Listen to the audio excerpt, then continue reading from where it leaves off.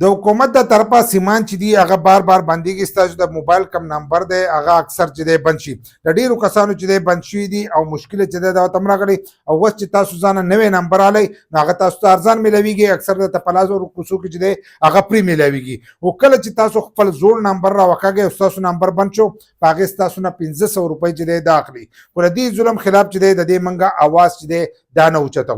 لکه حکومت چې دی په نمبر د خلکو دغه سیمان چې دی دا بندي. نو ډیرو کسانو سیمان چې دی دغه شانتي بند شو. ستاسو سره په موبایل کې تا به څه مساله نه کړي او ستاسو سیم چې دی एकदम بکار پرېږدي. نو ځینې کسان اکثر وایي زموږ موبایل چې دی دا د پی ټي اې نه بند دی یا د پی ټي اې نه بند دی یا زموږ په موبایل په سیم کې چې دی مساله راغلې ده نو دا د حکومت د طرفه چې دی بنديږي. ځکه موږ خپل تپوس نه کوو نو د دې د وجې نه هغه دغه رالي دا سیمان بندوي. د ورځې 50,000 یې بند کړل که 60,000 یې بند کړل.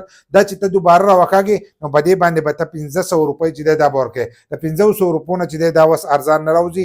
که تاسو په دوکان کې را وکاږئ که په فرانچایز کې په هر ځای کې تاسو را وکاږئ 1500 روپۍ چې دی دا به ستاسو نه کټ کوي او ستاسو دغه سیم چې دی دا به دوباره راوځي. نو حکومت چې دی دا یو نوی ظلم چې دی دا شروع کړی. د ډیرو کسانو سره دا کار وشو چې دغه موبایل او هر سره چې دی ښه برابري او एकदम چې دی د هغو سیم چې دی دا بند شي. نو که ستاسو سیم داسې بند شوی نه ستاسو په موبایل کې مساله نشته دا د حکومت د طرفه چې دی هغه بندېږي او په سجور باندې چې دی روپۍ راغونډئ. خو موږ د دې ظلم خلاف چې دی اواز نه اوچتو. نو تاسو هم پکار دی چې په سوشل میډیا باندې د دې خلاف اواز اوچت کړئ چې د دې تپوس وکړی شي چې دا ولې بندېږي سیمان.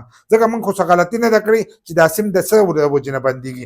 एकदम یې بند کړي ته بیا 1500 روپۍ ورکوې دوباره به ځان له نوی سیم چې دی دا به راوکاږې. نو نن سبا زیاتر کسانو ته دا قسمه مشکله چې دا ډېره زیاته راځي.